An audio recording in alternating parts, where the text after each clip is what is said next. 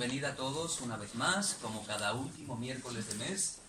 Ya es una cita habitual, lo hablábamos antes con Ángela y con Carlos, que después de 7 años y de repetir además y de traer a buenos invitados, elegir bien los temas, hay un público fiel que siempre responde y que es un placer ver una sala llena de gente joven, de gente de mediana edad, ¿no? Eso también significa que tienen interés y que llenan las salas, ¿no? Y que a veces la cultura puede ser una opción estupenda y el aprendizaje para pasar una tarde de miércoles como esta. Así que os agradezco inmensamente que hayáis venido.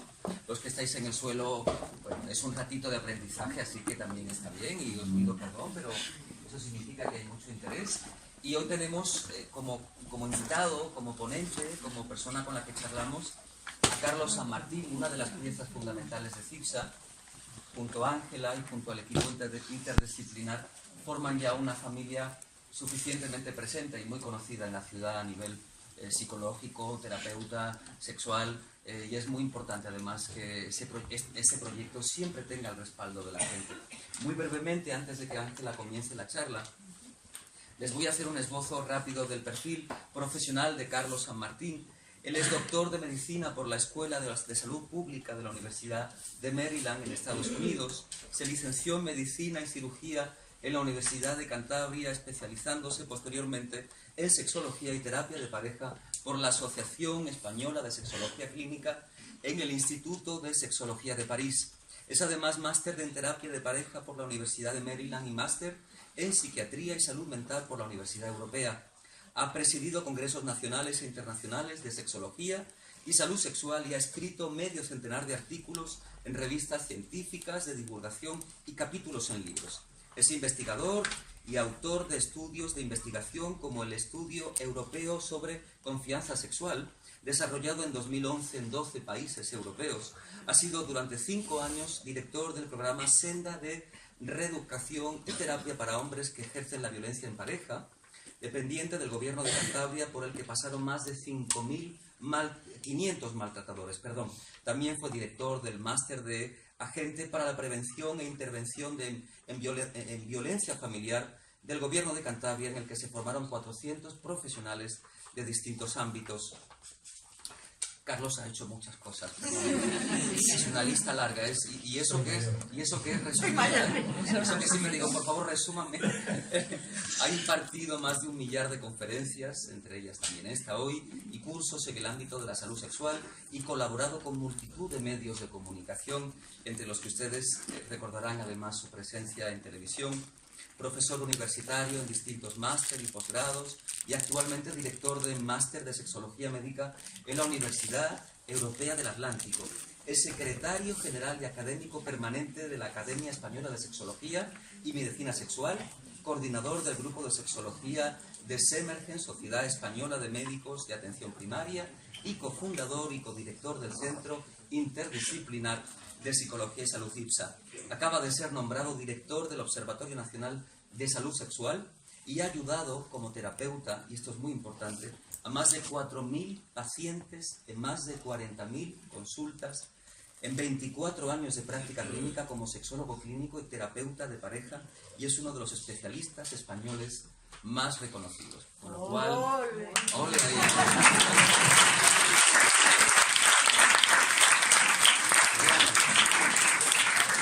Con lo cual está más que justificada su presencia y su opinión, y de hecho hay mucha gente joven que estoy seguro que va a poder aprender de tu experiencia. Sé que habéis escrito preguntas para que la gente, con el pudor a veces que da la presencia de más gente, pueda tener la libertad para preguntar las cosas. Dios mío, qué ganas de saber lo que pregunta la gente. Bienvenidos. La próxima ocasión que nos veamos será en enero, a finales de enero, el último miércoles de enero del próximo año. De momento tenemos disfrutémoslo. Gracias por venir. Bueno, gracias a todos por venir. Sois muchos, como dice Jesús, que estáis interesados en aprender, en seguir mejorando y informaros de cosas e informarnos también. Todo lo que nos digáis también nosotros aprendemos con ello. Bueno, Carlos es todas esas cosas y además es mi expareja. Por darle un poquito a la pareja. Hoy me vais a quitar el trabajo porque resulta que vais a entrevistar vosotros. Yo voy a poner la voz. Tampoco no sabíamos muy bien si repartiros las fichas o hacerlo yo. Pero bueno, al final decidimos que fuera haciendo yo las preguntas que habéis puesto, ¿vale? Y tengo también algunas de las redes sociales que colgamos la posibilidad de que hicieran preguntas y por aquí están también. Hay una dificultad añadida, que es que yo entienda la letra con la que están escritas, pero él es médico y supongo que entienda todo lo que... Entonces, vamos a ver, vamos a empezar. Por ejemplo, dice la primera: ¿hay anticonceptivos para hombres? Bueno, lo primero daros las gracias por esta respuesta tan impresionante.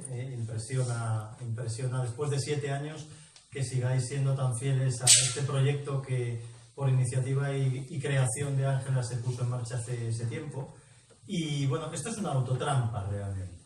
Yo me he tendido una trampa a mí mismo porque no sé lo que me vais a preguntar.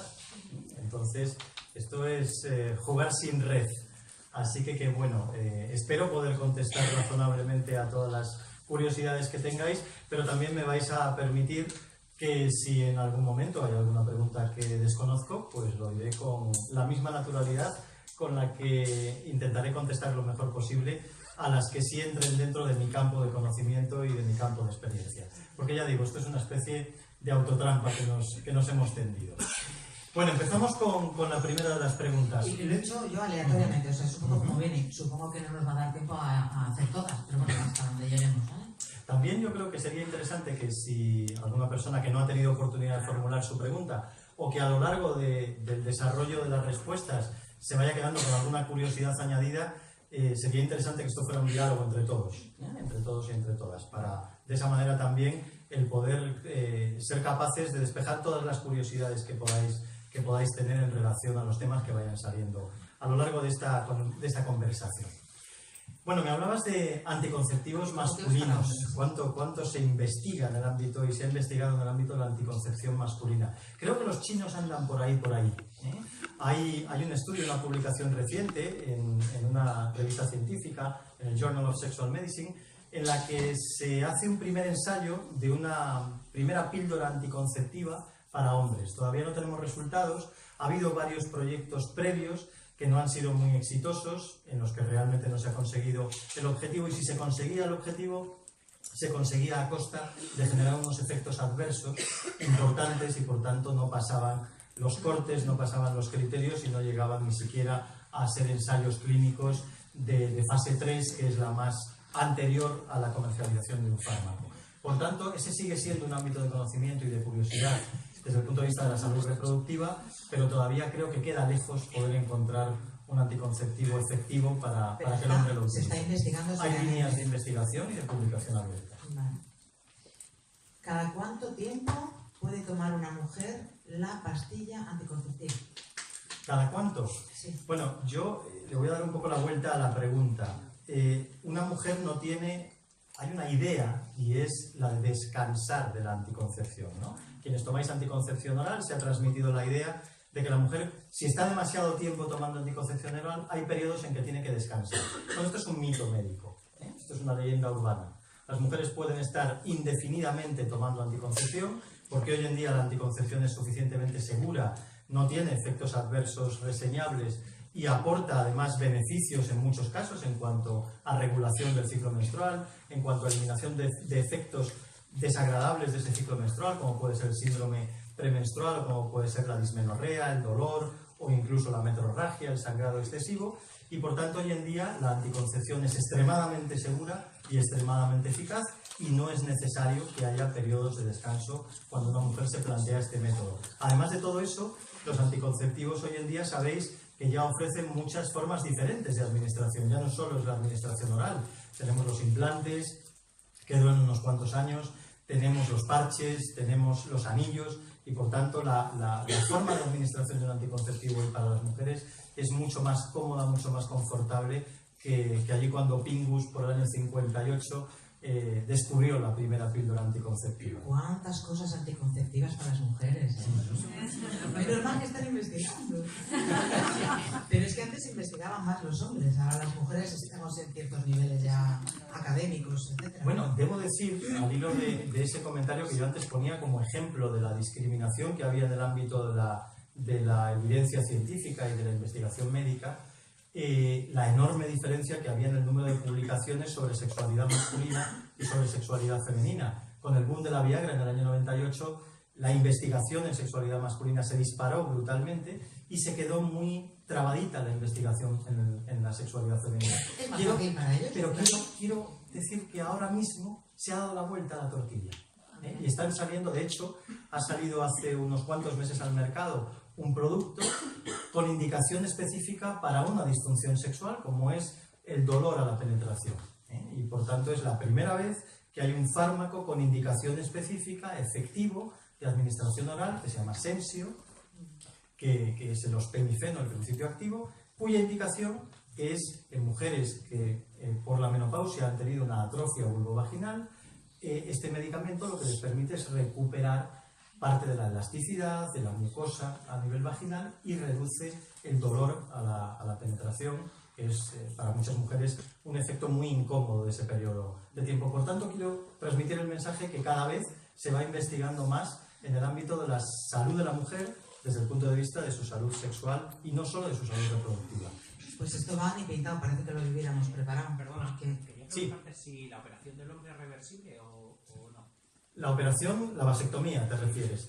La vasectomía es un método de esterilización y hay que informar a los pacientes de lo que es un método de esterilización. Por tanto, es a priori un método definitivo que solo debe ser indicado cuando lo que se busca en el paciente es una esterilización definitiva. Es cierto que hay posibilidades quirúrgicas de recanalización, pero sin garantías. Es decir, si esa recanalización se intenta después de varios años, va a haber dificultades quirúrgicas porque los dos trozos del conducto que se han cortado van a estar fibrosados y al final se trata de recanalizar un tubo y ese tubo va a estar más fibrosado si ha pasado un tiempo. Por tanto, hay que considerarlo un método definitivo a todas luces y, salvo casos excepcionales que a veces se dan, debe ser planteado e indicado por los profesionales sanitarios como tal. Aquí una chica, porque dice, ¿por qué duele tanto las primeras veces? Es decir, ¿por qué no se disfruta? Supongo que sea la penetración. Claro. Esa es una pregunta que nos hacen sistemáticamente las personas jóvenes. De hecho, cuando mis compañeras de CIFSA acuden a centros educativos a impartir educación sexual y plantean un formato de este tipo, una pregunta anónima, es una pregunta repetidísima. El miedo a la penetración esa primera vez, ¿no? Al final es una cuestión fundamentalmente de desconocimiento, de la transmisión del miedo ligado a la sexualidad. En ningún momento una relación sexual debería de resultar dolorosa ni incómoda.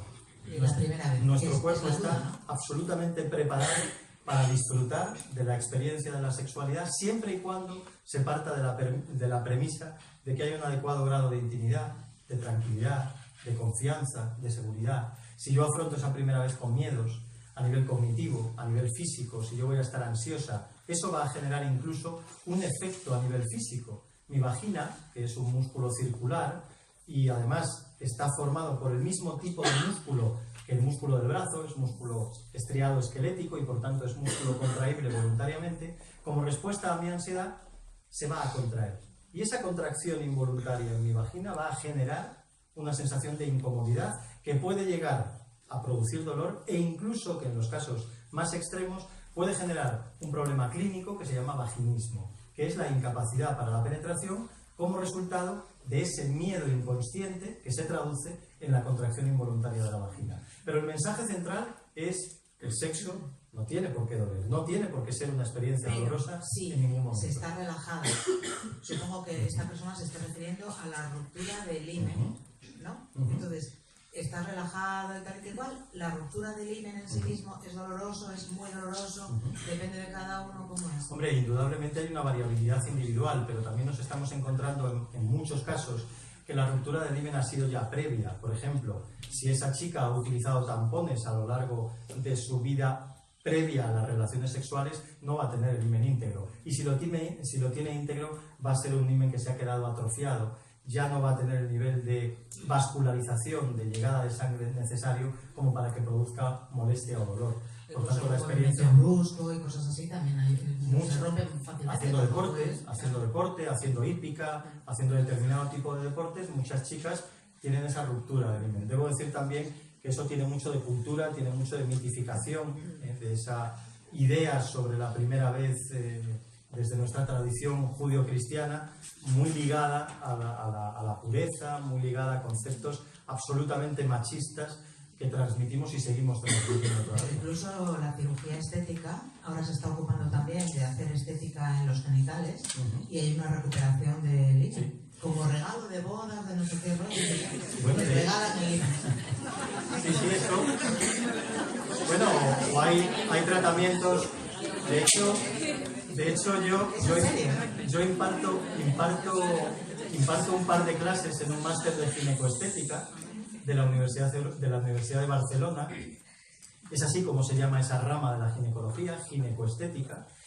En muchos casos, muchos de los tratamientos ginecoestéticos lo que persiguen es solucionar problemas funcionales, es decir, cuando hay patologías, cuando hay casos de atrofia a nivel vulvovaginal, cuando hay, por ejemplo, hipertrofias en los labios que generan incomodidad, que generan dolor. Para todo eso se trabaja en el ámbito de la ginecoestética. Y que no generan dolor también, porque es estética. Efectivamente, o que generan un complejo o demás, ¿no? Pero es cierto que hay tratamientos ginecoestéticos que nos llaman la atención, que son curiosos. Por ejemplo, los blanqueamientos de ano. A mí, honestamente, me llaman poderosamente la atención y son tratamientos que se realizan con láser y están bastante demandados. Entonces, bueno, eso con el láser no especialmente. No, porque, por supuesto, se utiliza, son métodos poco invasivos realmente, incluso la reducción del tamaño de los labios menores por una hipertrofia de labios es una técnica quirúrgica muy sencilla, extremadamente efectiva y que, ya digo, suele estar indicada en aquellos casos en que o la mujer se siente acomplejada o le genera algún problema, porque si hay una hipertrofia muy grande, es decir, si los labios menores realmente son muy voluminosos, pueden llegar a producir problemas de incomodidad o incluso problemas de molestia o de dolor en tu vida cotidiana, ya no en las relaciones sexuales. A ver, ¿alguna zona erógena poco conocida en los hombres y también en las mujeres? Especifica, por favor, cómo tocarlos. Buena. Muy buena. Chicos, me voy a cargar el mito de la homosexualidad, el punto A, en la próstata. ¿De acuerdo? Uno de nuestros puntos más eróticos, que además puede generar por sí mismo, solo con su estimulación, la eyaculación, es la estimulación prostática, el masaje prostático, que está absolutamente desvinculado a la estimulación genital. Y por tanto, solo con la estimulación prostática se puede llegar a producir, esto que se lo cuenten si hay algún urólogo en la sala, me dará la razón porque habrá tenido más de una experiencia en que a través de un tacto rectal su paciente ha eyaculado. Eso forma parte de lo cotidiano dentro de la práctica urológica. Por tanto, ese es un punto bastante desconocido y además que forma parte de los tabúes masculinos, porque parece que si disfrutas de la estimulación de una parte de tu cuerpo, como es el ano, o de la estimulación de la próstata en este caso, pues parece que resulta algo prohibido, un tabú, o parece que eso te convierte, como si esto fuera un problema, en una persona de una orientación homosexual. Y vamos con las chicas. Hombre, yo creo que casi todas y casi todos conocéis lo típico, ¿no? El órgano sexual por autonomasia en la mujer es el clítoris. Es el único órgano en la especie humana cuya única función es dar placer. No vale para otra cosa. No vale para otra cosa. Dar placer. Estos que practican la ablación, la mutilación genital, se lo saben bien. Saben que lo que están extirpando es el órgano del placer para la mujer. Así como la vagina, voy a romper un mito, la vagina no es tan importante. La vagina solo tiene terminaciones nerviosas en los 4 primeros centímetros. Imaginaros, la naturaleza al final es muy sabia. Imaginaros, la vagina es parte del canal del parto. Imaginaros un parto en el que hubiera dolor durante 12 centímetros o 14, que es más o menos la longitud media de la vagina. Sería muchísimo más traumático. Por tanto, me acabo de cargar el mito de la importancia del tamaño del pene. Aunque me mida 4 centímetros, voy apañado. El resto no tiene ninguna importancia. Así que lo siento por la gente de color. El tamaño no, pero el grosor. ¿De qué color? De color negro. El tamaño no, pero el grosor pero igual sí. Realmente es más una cuestión cultural, es más una cuestión de cómo a nivel histórico, todo lo falocrático ha estado vinculado al poderío, ha estado vinculado a lo masculino, asociado a lo genital. No solo hay que darse una vuelta por la iconografía del antiguo Egipto, de la antigua Roma, para darse cuenta, incluso irse a Cervatos, para ver algunas de las imágenes en piedra que tenemos arriba en los alerones en Cervatos, por decir algún sitio. En Palencia el arte erótico que forma parte de la iconografía religiosa es brutal. Por tanto, en ese sentido, el órgano fundamental en la mujer es el clítoris. Pero yo creo que la erótica femenina en general está más trabajada, es más rica que la erótica masculina. Por ejemplo, un órgano sexual, una zona erógena para muchas mujeres muy estimulante es el cuello. ¿A que sí, chicas? Y nosotros no nos hemos coscado todavía. Entonces, bueno, yo creo que ahí el aprendizaje es importante y el entender que luego también hay una variabilidad importante. Lo importante es conocer para mí lo que es erótico. Esta es una pregunta que no es vuestra, es mía, pero que yo la sé, pero que bueno. El punto G, ¿no? ¿También? Sí, por supuesto. Aparte del clítoris. Lo localizamos. Sí. El punto G, hay mucha controversia en relación al punto G. De hecho, hay investigaciones, leeréis estudios que dicen que no existe, que el punto G es un mito. Mira, además esta pregunta dice, ¿cuál es la postura con la que el hombre llega al punto G de la mujer? La postura con la que... Perfecto. Es en general, ya digo, hay cierta controversia en relación a si existe, si no existe, igual que hay controversia en relación a otros temas como la eyaculación femenina. Es decir, ahí todavía tenemos cosas que descubrir, ¿no? Entonces hay detractores del punto G. Pero honestamente, yo como soy chica no puedo tener la evidencia, pero yo con las mujeres con las que hablo, que son muchas, me dicen, ¿cómo que no tenemos punto G? ¿Cómo que no tengo punto G? Bueno, quien sí defiende, y yo me cuento entre ellos, la existencia del punto G, lo localizamos en el tercio superior externo de la vagina. Si yo me coloco en posición boca arriba, en la vagina introduzco un dedo, cualquiera de los dos, quizás el dedo medio sea más cómodo, y haciendo un movimiento de acercamiento hacia adelante, yo voy a notar que hay una zona de la vagina que tiene una rugosidad diferente al resto de ese entorno. Y voy a encontrar ahí una zona un poco más endurecida, como si fuera una pequeña callosidad. Bueno, si yo estimulo esa zona, voy a tener sensaciones distintas a si estimulo otras áreas de la vagina. Y de hecho hay mujeres que solo con la estimulación de esa región son capaces de obtener el orgasmo. Por tanto, quien no haya descubierto su punto G, que pruebe esta noche, o que le diga a su chico, oye, tráete el GPS y venimos a probar, porque os acordaréis agradablemente de este encuentro. Por supuesto. Sí, como decía, bueno, incluso hay juguetes sexuales, hay consoladores, dildos, especialmente diseñados para estimular el punto G. Están un poco inclinados hacia arriba, tienen una pequeña curva para que en la penetración rocen ese tercio externo de la vagina y con ello generen una estimulación con el movimiento que podamos hacer. ¿De acuerdo? Bueno, ahí voy. ¿Por qué los hombres, cuando son impotentes, son tan machistas que creen que la culpable es la mujer? Vale. Bueno, se ve que ha tenido una mala experiencia con un hombre con disfunción eréctil. Bueno, nosotros no solemos hablar ya de impotencia, tiene una connotación muy negativa, lastra mucho que un hombre se sienta impotente. ¿Por qué? Porque transmite la idea de que la potencia sexual está en la entrepierna nada más, ¿vale? Y por tanto, con eso estamos negando la evidencia de que la sexualidad fundamentalmente está entre las orejas, no entre las piernas. ¿Qué ocurre cuando un hombre tiene una disfunción eréctil? Pues mirad, nosotros las disfunciones sexuales en general, los chicos, las llevamos bastante mal. ¿Por qué? Porque incide bastante en nuestra autoestima. A los hombres cuando nos educan para tener la autoestima repartida en dos partes de nuestra anatomía, la entrepierna y la cartera. Es decir, nuestro éxito personal está basado en nuestro éxito profesional y en nuestro éxito sexual.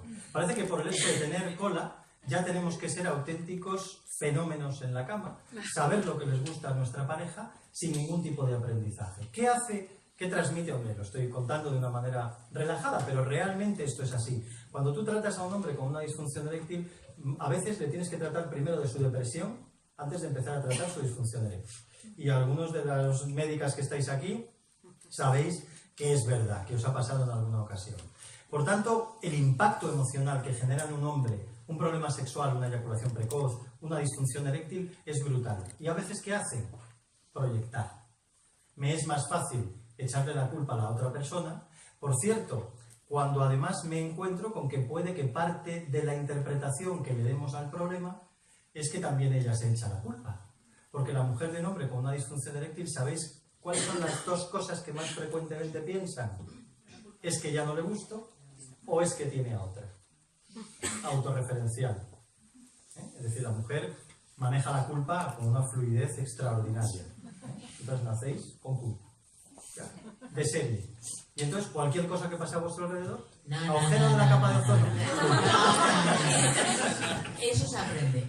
No, evidentemente nacéis en el sentido de que os educan, os socializan con el manejo fácil de esa emoción de la culpa. Entonces, claro, lo primero que pienso es, igual es culpa mía cuando él tiene un problema de disfunción eréctil. Y claro, si yo le sugiero que puede que sea culpa mía, pues ¿qué más quiere él que decir, oye, pues seguro que es culpa tuya, ¿verdad? No, pero también es la exigencia a los hombres de que cuando una mujer les gusta, enseguida tienen que ponerse con ella, ¿sabes? Entonces, si no se pone él, o erecto o lo que sea, es porque no gusta. Porque uno tiene que estar siempre preparado, ¿sabes? Por supuesto. Esa es otra de las creencias, ¿no? El necesitar tener una respuesta inmediata. Y muchos hombres, en el momento en que empiezan, por ejemplo, el problema surge a partir de un día, sobre todo la disfunción eréctil de origen psicológico, luego hay otras razones. La disfunción eréctil también es un síntoma de enfermedades médicas, de cardiopatías, de enfermedades cardiovasculares, etc. Pero en aquellos casos en que únicamente hay una causa psicológica, esa causa surge de un primer gatillazo en el que yo a partir de ese día, y todos en un momento determinado hemos tenido algún gatillazo, porque es normal, porque al final esto es una actividad física, de manera que yo, si a partir de un gatillazo empiezo a pensar, oh, Dios mío, ¿qué ha pasado? ¿Qué habrá pensado ella? A ver si el próximo día me va a ocurrir lo mismo. Ahí ya empiezo a nivel cognitivo a generar una serie de pensamientos que me van a poner nervioso y precisamente ese estado de ansiedad va a acabar provocando que a la siguiente también vuelva a haber otro problema de erección. ¿Vale? Se entra en un círculo vicioso. Me estoy agobiando porque hay un mogollón. Bueno, intentaré ser más rápido. Quiero contestar. Si no, mira, te voy a meter en una bola. Las contestamos por la web. Okay. ¿Sí? Las que queden, venga, va. Vale. No sé, pues tengo un hijo de 45... No, sí, tengo un hijo de 45 años. ¿Cómo puedo preguntarle si su vida sexual con su pareja es satisfactoria? ¡Ay, Dios! ¡Ay, Dios! ¡Ay, Dios! ¿Pero quién ha preguntado eso? Bueno. Hombre, a mí me gustaría saber, en este caso, primero, cómo ha sido su comunicación con su hijo de 45 años a lo largo de su vida. Porque si ha tenido una relación de confianza no le va a resultar complicado. Porque lo mismo que le puede preguntar cómo vas en el trabajo, le puedes preguntar, oye, con tu pareja cómo vais, cómo van las cosas. ¿Funciona bien todo? ¿No? Dentro de la discreción, de la curiosidad, pero de un clima de confianza y de buena comunicación. Ahora, si lo primero que le quieres preguntar, esto pasa como con los chiquillos, ¿no? Los padres cuando empiezan a tener hijos adolescentes, a ver ahora cómo hablo de sexo con el crío. Mal. Si nunca has hablado con él, vas a sacar la espasa o vas a irte a una página de internet y de repente le vas a soltar una charla sobre sexo que no le va a interesar porque probablemente el chaval ya sabe bastante más que tú porque lleva viendo porno desde los 11 años. Esa es la edad de inicio de la exposición a la pornografía en este momento. 11 años. Es algo que nos tiene bastante preocupados. Quizás luego podamos hablar de ese tema. Por tanto, en este caso, yo lo que diría es mejor generar primero una relación de confianza, tener una buena comunicación en todo lo relacionado con lo vital de la persona que tienes a tu lado, tu hijo, tu pareja, quien sea, para poder hablar con esa misma naturalidad de una faceta de nuestra personalidad como es la sexual. Vale, porque hay gente que nunca se ha masturbado y no tiene ese deseo y que sí es sano. ¿No masturbarse? No sé. ¿O masturbarse? Así pone la pregunta, ¿por qué hay gente que no se ha masturbado y no tiene ese deseo y si es sano? No sé si es que es sano masturbarse o que si hay algún problema si no te... Bien, respondemos a las dos cosas. Decía Woody Allen que masturbarse es hacer el amor con uno mismo. Por tanto, es una muy buena estrategia de descubrimiento personal, de descubrimiento sexual. Si tú no conoces tu cuerpo, es difícil que vayas a poder compartirlo con alguien desde un buen nivel de autoconocimiento desde un buen nivel de disfrute, desde una actitud positiva hacia tu corporalidad. Generalmente, la gente que no se ha masturbado o que no tiene la curiosidad por masturbarse, cuidado, no masturbarse no tiene por qué ser un problema. Cada uno elige cómo vivir y cómo vive sanamente su sexualidad. Por tanto, los conceptos bueno y malo tenemos que irlos superando en relación a lo sexual, ¿no? A mí me lo preguntan constantemente, doctor, ¿es bueno esto que me pasa? ¿Es bueno que me excite con un zapato? Pues mira, no es ni bueno ni malo, siempre y cuando pues el zapato sea un poco mono, ¿no? Pero no es ni bueno ni malo, tenemos que superar esos conceptos, nos vienen enseguida a la cabeza. ¿Tal práctica sexual es buena o mala? ¿Que me guste vestirme de lagarterana? ¿Eso es bueno o malo? O sea, pero J. Ramírez le gustaba. Entonces, yo creo que tenemos que superar esa idea. La masturbación, ¿qué es? Una forma de vivir la sexualidad. Hay gente que siente el deseo de masturbarse como forma de vivir la sexualidad y gente que no. Ahora, si no lo vives de esa forma, por tus represiones, por una vivencia negativa de la sexualidad, por un concepto de la sexualidad oscuro, sucio, y eso impide que desarrolles esa curiosidad, entonces ahí sí que tienes un problema.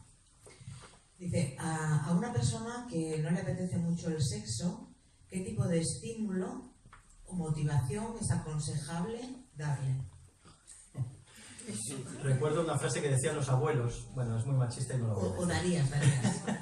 Tú darías. Claro. Sí.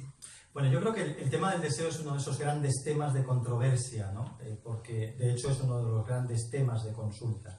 Cuando el deseo empieza a apagarse, al principio, vamos, deseas con toda la naturalidad, porque desea tu cuerpo, desean tus neurotransmisores, desea tu serotonina que la tienes de botellón, la dopamina en el enamoramiento, bueno, no te cabe. En definitiva, es muy fácil el deseo. Luego hay que acostumbrarse a otros tipos de deseo distintos. Quizás a un deseo menos basado en la atracción y más basado en la intimidad y más basado en la erótica. Yo respondería a esta pregunta con esa palabra. Una pareja que no tenga erótica o que no tenga una buena erótica, es difícil que tenga un buen deseo. Si yo dejo de ver al otro como objeto de deseo, es difícil que vaya a tener un buen deseo. Puedo tener un deseo más vinculado a lo físico, a lo hormonal, pero no voy a tener un deseo vinculado a la erótica. Y el deseo que se mantiene más con el tiempo es el deseo de relacionarte eróticamente con el otro. Claro, una pareja que no se seduce, una pareja que no juega a la seducción, una pareja que no dedica un tiempo para su intimidad, una pareja que no dedica un tiempo para su relación, difícilmente va a generar con facilidad una respuesta de deseo. Porque hay una frase de Antonio Gala que a mí me gusta mucho utilizar porque es muy cierta, ¿no? Él decía en un libro, y siento desmontar algún mito romántico, él decía, el amor cuando llega tiende a irse, hay que retenerlo. Y una forma de retenerlo es indudablemente reforzando el elemento diferenciador de la relación de pareja, que es la relación sexual. Eso es lo que nos diferencia en nuestro apego, en nuestro vínculo, a otro tipo de relaciones interpersonales. Por tanto, seducirse y erotizarse es básico para mantener el deseo. Aunque sé que a veces no es fácil, los niños pululando, los horarios interminables. Es decir, la vida moderna no nos pone fácil esa erotización. Pero bueno, yo la receta la tengo que dar. Tampoco es fácil para mí hacer una quiche. Para ti es difícil. Ah, pero eso me decía lo de la erótica. Estaba quedando triste, porque es que no cuenta nada suyo, ¿no? Bueno, una persona joven, 20 años, ¿vale? Que tiene eyaculación en 3 minutos, tanto con masturbación como con una relación con su pareja. ¿Se considera eyaculación precoz? ¿Terapia? Vale. Ahí hay dos conceptos, uno con el que estoy más de acuerdo y otro con el que estoy menos de acuerdo. Hace unos años, cuando se empezó a investigar el primer fármaco que salió al mercado para el tratamiento de la eyaculación precoz, tuvieron que hacer un estudio en el que se midieran los resultados de ese medicamento, de la eficacia de ese medicamento, de forma objetiva, es decir, con un reloj.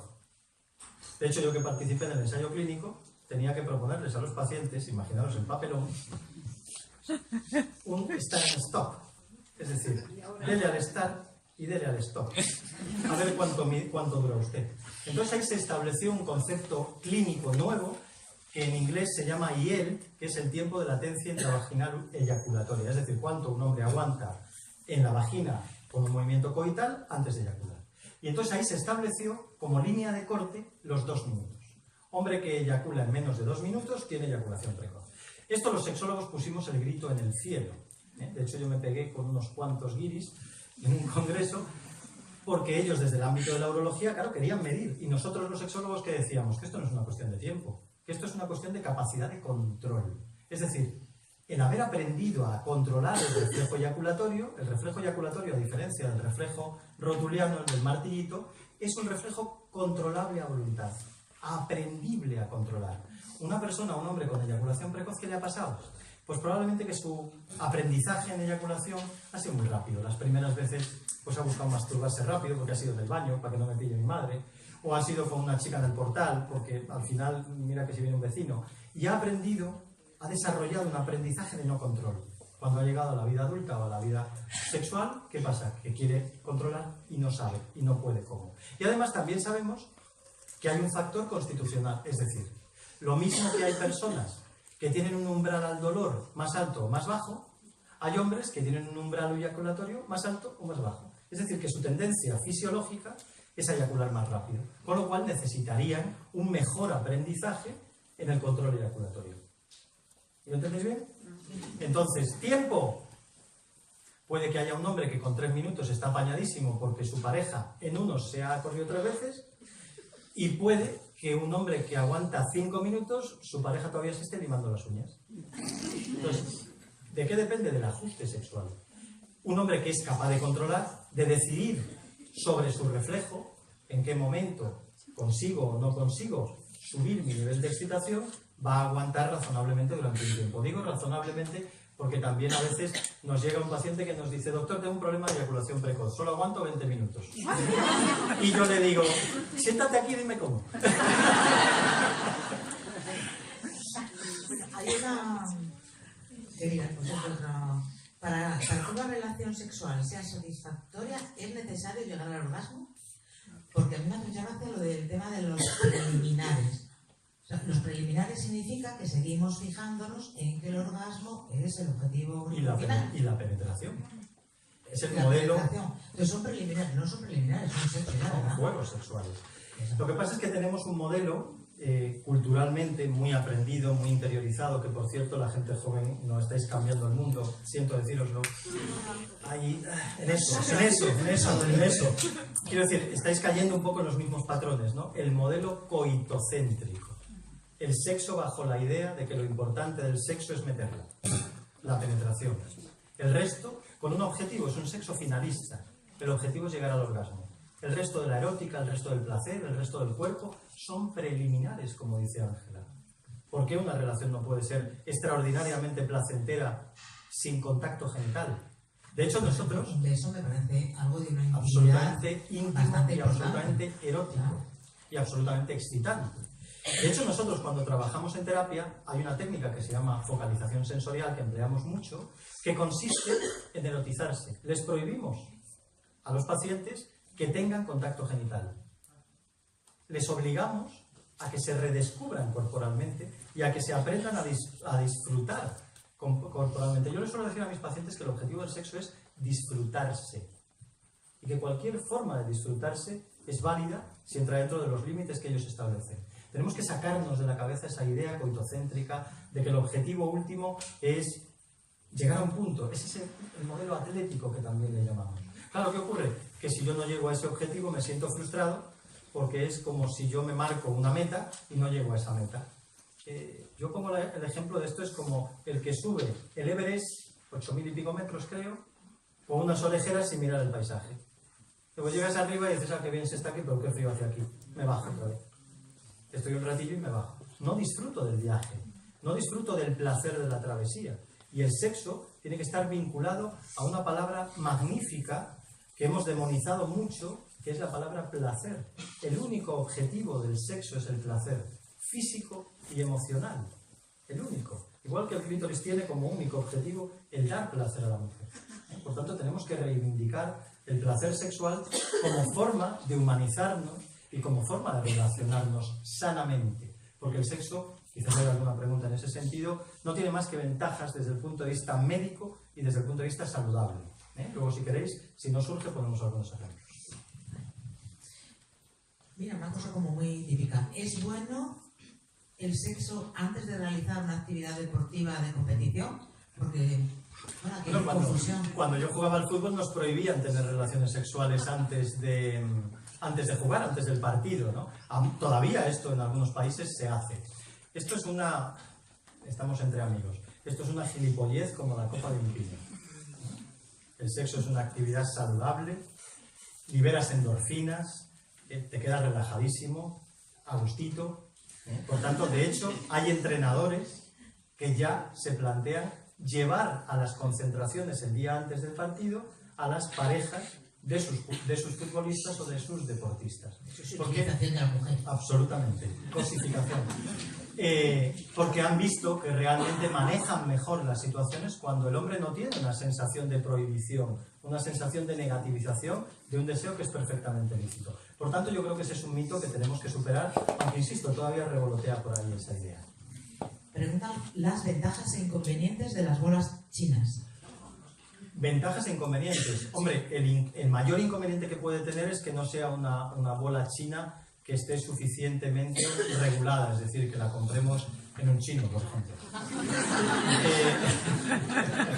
Ahí, ¿por qué? Por el peso y por la distribución del peso. Las bolas chinas tienen unos pesos dentro que se van moviendo. El objetivo de la bola china fundamentalmente es fortalecer el suelo pélvico. Y como estrategia de fortalecimiento del suelo pélvico es muy efectiva, porque a lo largo del tiempo se va perdiendo tono muscular en toda la musculatura pélvica. La introducción de una bola china permite que la musculatura vaginal se mantenga en un tono muscular adecuado y con eso se fortalezca. Y de hecho se indica como técnica de fisioterapia. Para las pérdidas de orina. Por supuesto. Pero también supongo que la relación sexual haya una mayor fuerza en el orgasmo. Absolutamente. De hecho, hay estudios que comparan mujeres que tienen una frecuencia sexual entre 1 y 2 relaciones sexuales a la semana con mujeres que tienen una frecuencia sexual de 1 o 2 relaciones al año. Y hay una diferencia en cuanto a la calidad de la mucosa vaginal. Desde el punto de vista, especialmente, bueno, el hombre tiene muchísimas ventajas. Los hombres tenemos menos riesgo de cáncer de próstata si tenemos una vida sexual activa, por ejemplo. Y eso está publicado. Es decir, no os hablo de dimes y diretes, os hablo de evidencia científica. En el caso de la mujer se sabe que la mucosa vaginal está más íntegro en la perimenopausia en mujeres que tienen una actividad sexual relativamente frecuente que en mujeres que no la tienen. ¿Cómo influye el alcohol a la hora de la eyaculación masculina? La retarda. El alcohol tiene un efecto de retardo sobre el reflejo eyaculatorio. De hecho, esto es un aprendizaje un poco peligroso, porque cuando hay hombres que se dan cuenta de esto, empiezan a utilizar el alcohol como retardante. ¿Qué pasa? Que el alcohol retarda la eyaculación, pero si es a alta dosis, se carga la erección. Entonces, una me va y otra me viene, aparte del riesgo de adicción, claro, de asociarlo a una situación concreta. ¿Cree usted que en una relación de pareja se debe abordar el tema del sexo en trío para avivar la pasión? Bueno, yo creo que en una relación de pareja se tiene que abordar en lo relacionado con lo sexual lo mismo que abordamos si nos compramos esta casa o no nos la compramos, ¿no? Yo creo que la confianza y la comunicación en pareja es absolutamente esencial. Es cierto que puede haber planteamientos sexuales que pueden sorprender a uno o que pueden no ser demasiado interesantes para el otro. Creo que es importante hablarlo, pero también, además de hablarlo, creo que es importante respetarlo. Es decir, yo puedo tener como fantasía sexual acostarme contigo y con 3 chicas más y resulta que eso a mi pareja le genera un conflicto muy importante. Si al final ella acaba haciéndolo exclusivamente por agradarme o porque yo me he puesto muy pesado, posiblemente vayamos a tener un problema. De hecho, vemos parejas en consulta que han experimentado experiencias de intercambio, experiencias swinger o que han tenido experiencias de trío, que al final a partir de esa experiencia han desarrollado un conflicto relacional muy severo. Precisamente porque no había un acuerdo real, es decir, no compartían de verdad esa curiosidad o esa fantasía. Y otras veces porque cuando una fantasía se lleva a la realidad, no siempre el resultado es el esperado. ¿Y eso que las mujeres? Bueno, dice que cómo utilizar el sentido del humor. ¿Cómo utilizar el sentido del humor con el sexo? Si el sexo se vive como una experiencia lúdica, como una experiencia agradable, como una experiencia divertida, no va a ser difícil. Si lo vivimos como algo en la que nos jugamos nuestra masculinidad o como algo en la que tengo que demostrarme que soy el tío más parecido a a Nacho Vidal que hay en Cantabria, pues probablemente no lo viva como una experiencia muy saludable. Si tenemos interiorizada la idea de la sexualidad como algo sano y como algo positivo, no nos va a costar reírnos, lo mismo que nos reímos en otros escenarios vitales, en otras actividades, en otras cosas que compartimos como pareja. ¿El ver películas eróticas en pareja fomenta la relación afectivo y sexual? Puede fomentarla. Al final es un elemento que nos permite pues, compartir un estímulo erótico, un estímulo visual que puede ser excitante. Ahí hay dos premisas: que sea excitante para los dos, porque si yo estoy viendo una peli que me está poniendo como una moto, pero tú estás incómodo o incomodísima, pues entonces vamos a tener un problema. Si para los dos es una herramienta que nos pone, que nos excita, que podemos jugar con esa herramienta y con ese estímulo, pues será algo divertido y algo agradable. Cuidado con el porno, porque lo que sí estamos viendo, y antes lo apuntaba un poquito y aprovecho esta pregunta para hablar sobre ello, lo que sí estamos viendo, y de hecho le hemos puesto incluso un nombre, lo denominamos ahora a una generación de chicos pornonativos, es decir, son chicos que les está educando el cine porno, porque están expuestos al cine porno desde los 11 años, a través de smartphones. Adicción al porno también. Correcto. A través del teléfono tienen acceso a páginas pornográficas de contenido, algunas de ellas de pornografía dura, de sexo duro, de hardcore, y en ese sentido están adquiriendo un modelo y un patrón de aprendizaje sobre la sexualidad que quizás pueda estar influyendo en que luego nos encontremos con manadas, etc. ¿Sabéis, dentro del cine porno, qué es lo que ahora mismo está más in? Pues están más in los bucaques. Los bucaques son prácticas sexuales en que una mujer tiene relaciones sexuales con 20 o 30 hombres. Y además se lo pasa en grande, por supuesto. Entonces, claro, si yo interiorizo la idea de que una mujer disfruta con el sexo en grupo, pues igual resulta que un día, pasado de copas, acabo agrediendo o violando a una chica porque encima pienso que se lo ha pasado igual que el juez, no sé yo la sexualidad que se tendrá ese hombre, para considerar que aquello era puro jolgorio, vaya está de paso, pero es que la tenía yo grabada, en ver y establecer en esa sentencia que aquello era puro jolgorio, ¿no? Quiero decir, es difícil entender esa situación si no se asocia con un tipo de modelo sexual absolutamente distorsionado. Entonces creo que el porno en este caso y en este momento está resultando un patrón de aprendizaje para algunos jóvenes que tenemos que tener mucha precaución con lo que estamos haciendo. Ver un estímulo durante mucho tiempo lo que genera es habituación. Me habitúo a ello. Entonces, como me habitúo, me parece algo que es normal. Lo mismo que estamos viendo un asesinato y una pierna rota y no sé qué estamos comiendo. Vemos el telediario y estamos habituados a ver ciertas imágenes. Nos pasa eso. Pues a estos chicos les puede pasar exactamente lo mismo. De ver porno mucho desde abajo.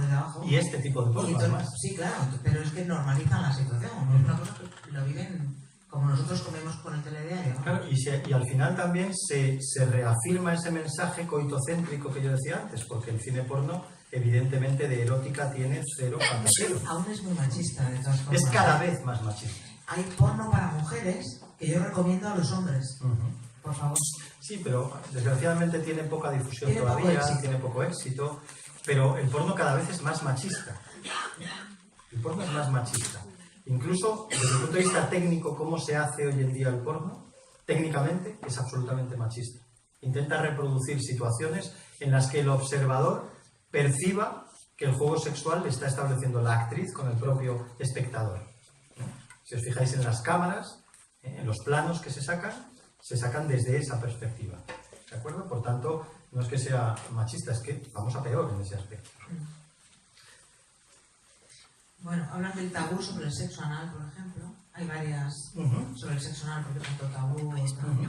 Bueno, yo creo que porque culturalmente hemos vivido en un entorno judio-cristiano en el que la homosexualidad ha estado estigmatizada hasta hace muy poquito tiempo y porque se ha transmitido un poco ese tabú de que las relaciones sexuales de penetración anal, pues en el caso del hombre, suponen una especie de reconocimiento, de autorreconocimiento de una orientación homosexual. Por cierto, hay muchísimas parejas homosexuales que dentro de su repertorio sexual el coito anal no entra a formar parte especialmente de sus prácticas sexuales. Es decir, lo utilizan de forma esporádica o lo utilizan cuando les apetece, pero tienen una sexualidad basada en otro tipo de juegos y en otro tipo de erótica. Por tanto, asociar únicamente el sexo anal con la orientación homosexual me parece erróneo. Y de hecho el sexo anal también es una práctica, una experiencia relativamente común en parejas heterosexuales. No es peligroso, vaya por delante, siempre y cuando el ano se prepare de una forma adecuada, se dilate, se lubrique previamente a la penetración y, por supuesto, se utilice preservativo para prevenir cualquier tipo de infección o porque lógicamente el ano es una zona con más bacterias, es una zona más, permitidme la expresión, es una expresión médica más sucia que, desde el punto de vista aséptico, que puede ser la vagina. Hay una preguntilla por ahí. Sí. Yo quería preguntar por qué hay tantas dificultades para introducir la sexualidad en las competencias educativas. Lo que me has preguntado. Yo creo que alguno habría que decirle 4 cosas. Yo creo que a los que toman las decisiones en educación, bueno, el otro día ya creo que Ramón Soto, cuando habló de neurociencias y aprendizaje, dijo unas pocas cosas. Yo no solo estoy de acuerdo con esto, sino que soy todavía más talibán. Bueno, te lo voy a resumir con una frase. Desde el momento en que nuestro sistema educativo lo que hace no es educar, es adiestrar. A nuestros jóvenes les adiestran en conocimiento, pero no les educan. Entonces, ¿cómo les van a educar sexualmente si no les educan en valores? Si no les educan en relaciones sociales, si no les educan en habilidades, en gestión de emociones, en gestión de conflictos, en solución de problemas, podría seguir. No les educan. Directamente el sistema educativo debería llamarse sistema de adiestramiento. Ministerio de adiestramiento. Llamarlo Ministerio de Educación es insultar a la educación directamente. La educación es otra cosa, que no tiene nada que ver con eso. Que además los niños aprenden a pillar toda la información y luego soltarla. O sea, no les importa ni aprender ni nada. Evidentemente, y como decía Ramón el otro día, al final se pierden un montón de capacidades. ¿Cuál es la enfermedad más común que se contagia practicando sexo? Y otra que dice cómo detectar una enfermedad venérea. Bueno, hay varias enfermedades, por cierto, nos estamos relajando. Está subiendo la prevalencia de las ITS, de las infecciones de transmisión sexual, de manera importante. Está subiendo la prevalencia de VIH-Sida. El sábado es el Día Mundial del SIDA. Bueno, sigue siendo una enfermedad grave, sigue siendo una enfermedad no es tan terrible como fue. Yo me acuerdo que la viví en mi época de estudiante, cómo los enfermos de SIDA morían en situaciones dramáticas. Bueno, quienes habéis tenido relación, como José Ángel, con asociaciones anti-SIDA, han tenido experiencias y vivencias. Claro que las cosas han cambiado, pero sigue siendo una infección muy grave y hay que mantener toda la prevención y las medidas preventivas, en este caso tan sencillas como el empleo del preservativo. Nos hemos relajado y eso hace que se repunte en la prevalencia de las ITS. ¿Cuáles son las más frecuentes? Virus del papiloma humano, extraordinariamente frecuente. Como puede serlo el virus del herpes labial, que le tenemos en torno al 85% de la población. Bueno, pues el virus del papiloma también es frecuente. Y además, con un inconveniente, la prevención del virus no pasa por el uso del preservativo. Podemos incluso adquirir el virus del papiloma utilizando preservativo, ¿de acuerdo? Por contacto. De todas maneras, se tiene mucho miedo a ese virus, por eso se hacen los controles citológicos, pero tiene una impregnación en la sociedad, como he dicho, tremenda, y por tanto solo una pequeña parte de las personas que tienen esa infección crónica acaban teniendo problemas. Luego estamos viendo el repunte de otras infecciones que hace años no veíamos: sífilis, gonorrea, clamidias. ¿Cómo dan la cara? Bueno, algunas son asintomáticas y hacen que el hombre o la mujer lo transmita sin darse cuenta porque no tienen síntomas. Por eso es tan importante la prevención y el empleo del preservativo, porque yo no me acuesto solo contigo, me acuesto contigo y con todos los que tú te hayas acostado primero, si no has utilizado prevención. Entonces, tenemos que seguir insistiendo en que el uso del preservativo es el método absolutamente seguro y de garantías para evitarnos después sorpresas como que vayamos a hacer pipí y de repente por la uretra empiece a salir pus, lo cual es extraordinariamente desagradable.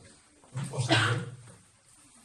O descubramos en nuestra vagina un un tono verdoso o un olor a leche cortada, por ejemplo. Esas son las manifestaciones de enfermedades de infecciones de transmisión sexual, como la clamidia o como la gonorrea. Hay varias preguntas. Mira, el deseo sexual en la andropausia, el deseo sexual en la menopausia y bajada de deseo y cómo afrontarlo en la pareja. Y luego una muy curiosa, que si existe la andropausia, y si es así, ¿qué puede hacer un hombre en la mediana edad para acelerarlo? ¿Para acelerar la mediana edad o la andropausia? Cualquiera de las dos puede valer, no lo sé. Ahí lo dejamos. Pero no es que está subrayado, es decir, no se siente, estoy entendiendo la pregunta o lo que quiere, pero bueno, hay 4 un poco del mismo tema. Sí, hablamos de pausias, de menopausia, de andropausia. Venga, voy a empezar por el chico. Bueno, la andropausia, y también cierta controversia en el ámbito de la salud del varón, en si existe la andropausia, no existe la andropausia. Pues existen algunos hechos incuestionables. Primero, los varones a partir de los 35 años empezamos a perder niveles de testosterona más o menos un 10% por cada década. De hecho, si alguna vez os hacéis una prueba de testosterona, vais a ver que las referencias en los análisis están establecidas por edades. Tal nivel de tal edad, tal nivel a tal edad, tal nivel a tal edad. Es decir, que alguien con mi edad que tenga un nivel de testosterona más bajo que el que puede tener un chico de 30 años es absolutamente fisiológico y normal. Pero es cierto que puede haber hombres que desarrollan un cuadro clínico que, como esto de la andropausia suena como muy vulgar, pues nosotros le hemos puesto un nombre más chulo. Y entonces se llama hipogonadismo de origen tardío. Es un síndrome. Sois tan sencillos. Nos gusta complicar las cosas. Entonces, ¿qué es? Es un déficit de testosterona que aparece como resultado de la edad. Perfectamente equiparable a lo que comentamos como andropausia. ¿Eso significa que el hombre vaya a perder su deseo sexual? No. Insisto. El factor físico influye, pero no es determinante. La sexualidad está entre las orejas, no entre las piernas. ¿Que yo como hombre pueda notar que igual ya no me levanto con la tienda de campaña por la mañana? Puede ser. ¿Que igual no noto tantas erecciones reflejas durante la noche? Puede ser. ¿Que igual me cuesta un poquito más arrancar con mi chica y necesito un poco más de estímulo cuando antes reaccionaba más rápido? Puede ser. ¿Eso limita mi sexualidad? Para nada. Eso hace que lo mismo que no me subo 7 pisos andando por la escalera hasta mi consulta, cuando igual con 25 años lo hacía, pues lo que no puedo pretender con 53, que son los que tengo, es hacer lo mismo desde ese punto de vista de mi respuesta física. Al final, el sexo es una respuesta física, pero en ningún caso tiene por qué lastrar el deseo. Claro, si mi relación con mi pareja no tiene demasiados elementos eróticos, si es aburrida, si empezamos a las 10 y sabemos lo que va a estar pasando a las 10:10, pues igual la falta de deseo tiene que ver con la falta de erotismo en mi relación y no tanto con que mi testosterona esté mejor o peor. En cuanto a la menopausia no es una enfermedad. Es importante, ¿cómo hacer entender a la pareja que puede haber una... Exacto, normalizar ¿Hay además. muchas parejas con ese problema? Muchas, es un motivo extraordinariamente frecuente de consulta. Yo diría que rarísimo es el día que en consulta no tengo un par de personas que el problema que me plantean o que estamos trabajando es un trastorno de deseo, en ella o en él. También hay que romper esa idea. Los hombres ya también nos permitimos decir no me apetece y voy al médico porque no me apetece. ¿De acuerdo? Reconozco que ya no tengo por qué asumir que tengo que estar siempre preparado.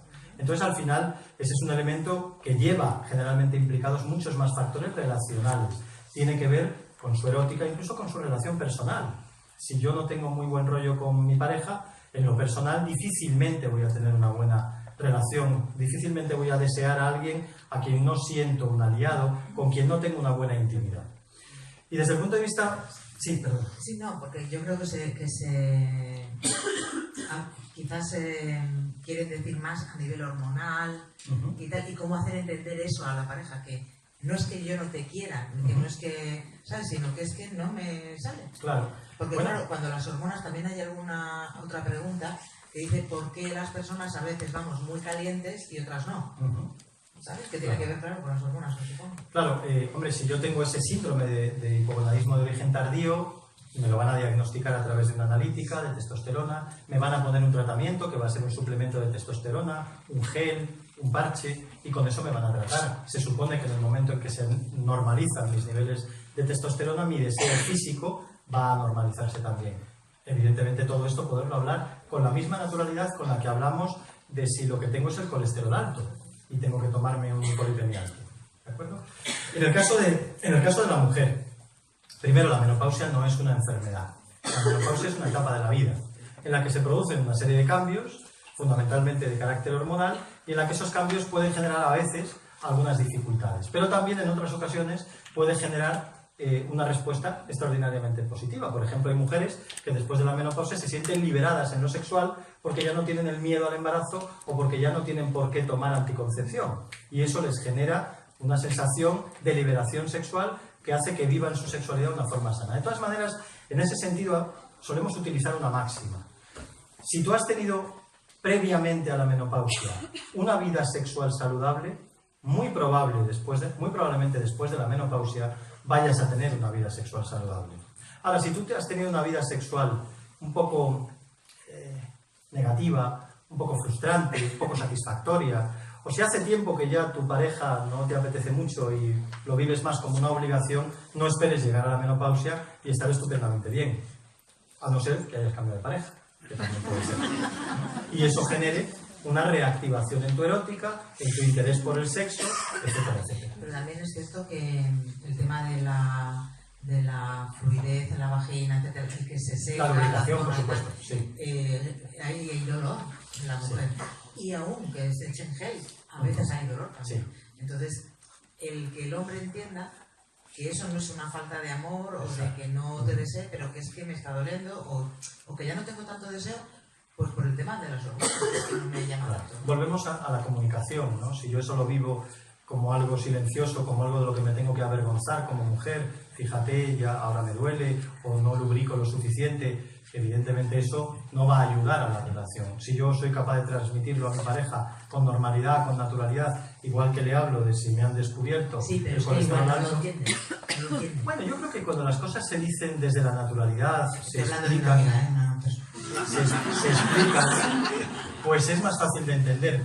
Después, si no lo entiende, pues también una buena idea puede ser que él le acompañe a su revisión ginecológica para que escuche también lo que el ginecólogo le puede plantear, porque resulta que ese ginecólogo o ese sexólogo le va a plantear a ella un tratamiento a base de lubricantes o de hidratantes, o incluso, como decía ahora mismo, hay un tratamiento no hormonal para la atrofia vaginal, que es el que he citado antes, el Sensio, que es un tratamiento a través de pastillas, un tratamiento oral, en la cual hay evidencia de que se recupera la mucosa vaginal, se recupera el grosor de la vagina y con ello se puede volver a conseguir un grado de lubricación muy parecido al previo a la menopausia. Por tanto, ante los problemas que puede llegar a ocasionar la menopausia, hay soluciones. Y por supuesto, tenemos que también superar la hormonofobia.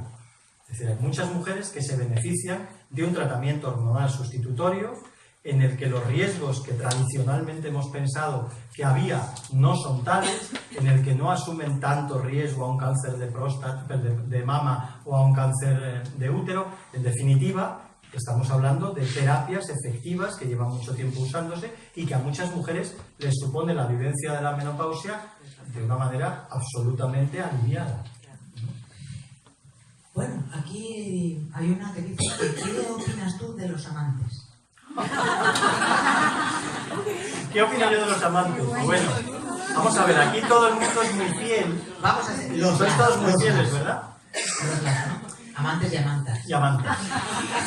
Las estadísticas dicen que el 47% de las personas que están en pareja han sido infieles. Casi la mitad. ¿Vale? Bueno. Luego, el mito de la monogamia me parece a mí que nos pilla un poco lejos. El otro día me preguntaban también en un curso, me decían, oye, ¿los humanos somos monógamos realmente? ¿Tú qué opinas de la monogamia? Vamos a ver, la monogamia es un constructo económico, construido desde lo cultural, pero con una base económica. Es decir, la tendencia del humano en las cavernas era de todo menos a la monogamia. Luego nos empezamos a organizar por tribus porque salía más barato. Ya no había que cazar tantos bichos. Con cazar un par de ellos me valía para dar de comer a la prole y a la parienta. Y eso dijo, uy, me voy a hacer monógamo, que es más barato. Pero la monogamia es una cuestión de costes, no es una cuestión antropológicamente real.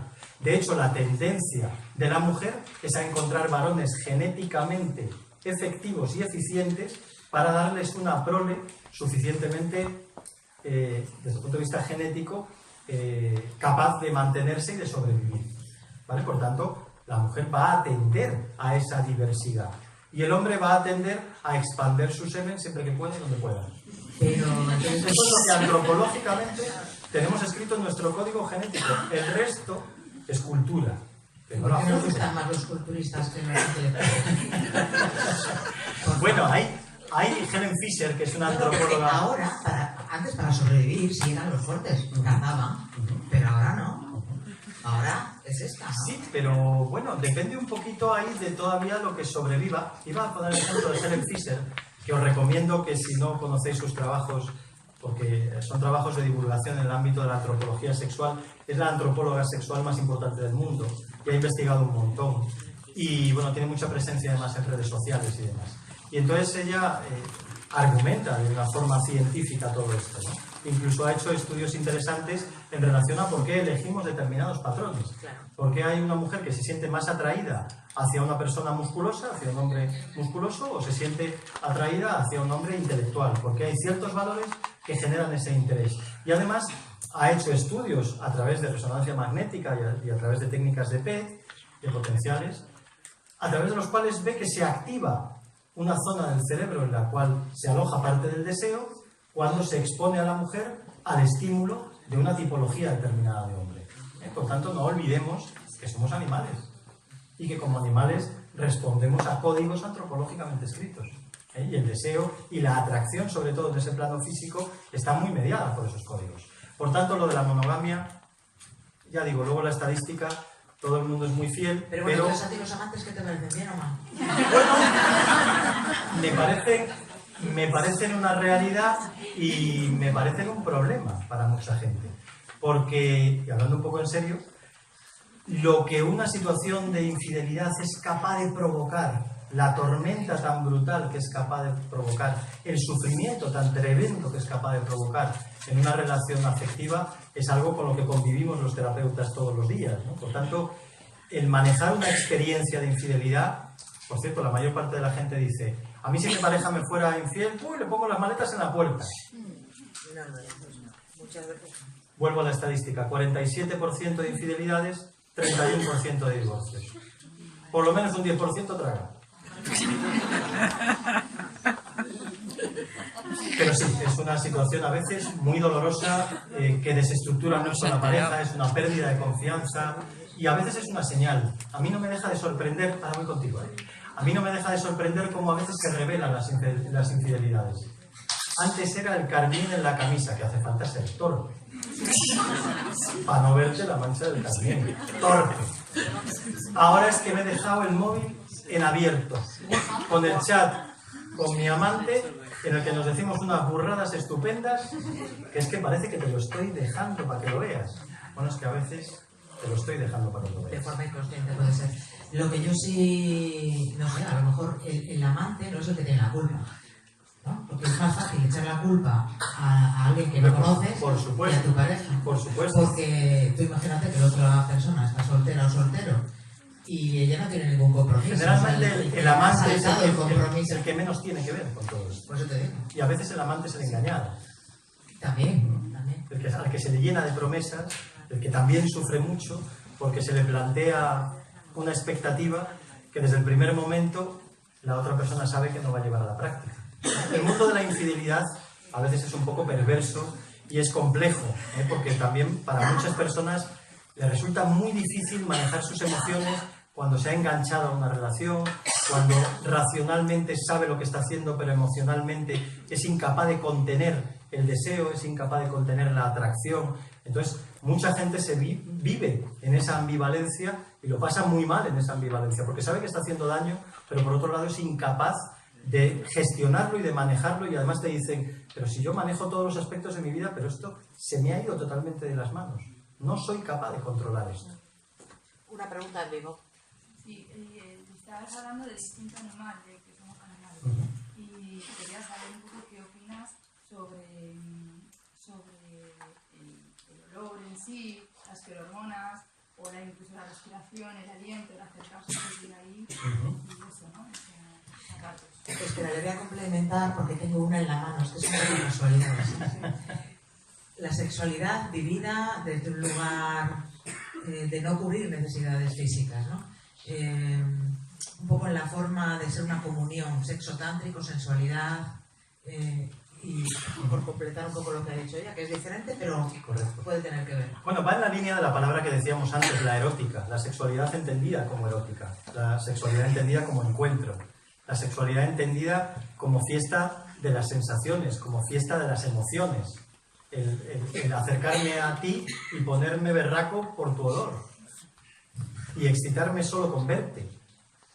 La sexualidad desde ahí, desde lo más animal, como tú decías, es también algo que enriquece mucho la erótica. Y por tanto es algo de lo que no deberíamos de prescindir. Y también la sexualidad desde la intimidad. Fijaros, uno de los conflictos que más vemos en pareja, en relación con el deseo, es como hay una disonancia en el deseo masculino con el deseo femenino. Esto alguna vez lo he explicado. Los hombres, a nivel de deseo, somos mucho más estímulo dependientes. Yo veo a mi pareja me gusta, y para mí es mi objeto de deseo. Y no necesito mucho más para desearla. Me he activado sexualmente. Se ha activado mi deseo. Incluso puedo estar cabreado con ella. Qué mejor manera que hacer las paces que teniendo sexo. ¿De acuerdo? Pero claro, me encuentro con mi pareja, chica, que desea desde su posición de chica. Y entonces, además del componente de atracción, evidentemente, ella también me ve, yo soy su objeto de deseo, le genero esa atracción, pero ella necesita, para que su deseo se produzca, necesita percibir intimidad. ¿Qué esconde la palabra intimidad? Esconde sensaciones como complicidad, confianza, seguridad, cercanía, apego. Entonces, si yo no siento hacia el otro ese tipo de sensaciones, mi deseo no se va a generar. Vosotras, alguna de vosotras, bueno, igual hay excepciones, estoy generalizando, pero que la mayoría de vosotras no sentiríais deseo por vuestra pareja si un día os vais cabreadas como una mona a la cama. ¿Qué pasaría si él os arrima la cebolleta? Que le pegáis un bufido que pa' qué. ¿Por qué? Porque no podéis sentir deseo, porque no hay intimidad. Cuando hay intimidad, mira, muchas mujeres me dicen, es que lo primero que se me arrima en el día, la primera manifestación de cariño en todo el día, es arrimarme la cebolleta en la cama. Y antes no me ha dado ni los buenos días. Y lo único que hace como manifestación de afecto es arrimarme la cebolleta. Mucho gracias de la cebolleta. Eso es de un colega mío, de Antonio Casabres. Entonces, claro, no hay ese elemento de intimidad. Ahora, cuando vosotras tenéis un elemento de intimidad, es cuando el deseo se genera. Si me siento cómoda contigo, si me siento cerca, si siento que hay entre nosotros ese elemento de confianza y de complicidad, mi deseo se va a normalizar. O somos conscientes de esa diferencia, o nosotros nos vamos a empeñar por ir exclusivamente a buscar en nuestra pareja la atracción desde lo físico, y ella se va a sentir frustrada porque lo que va a percibir es que nos está rechazando sistemáticamente. Pero ahí pasa una cosa curiosa, yo lo digo ya Creo que tenemos que ir acabando. por observación. Me acaban de cortar la cabeza. Vale, y es 10 minutos. que, por ejemplo, las mujeres se acercan a lo mejor a los hombres a ser cariñosas, solo desde el cariño, no de la sexualidad.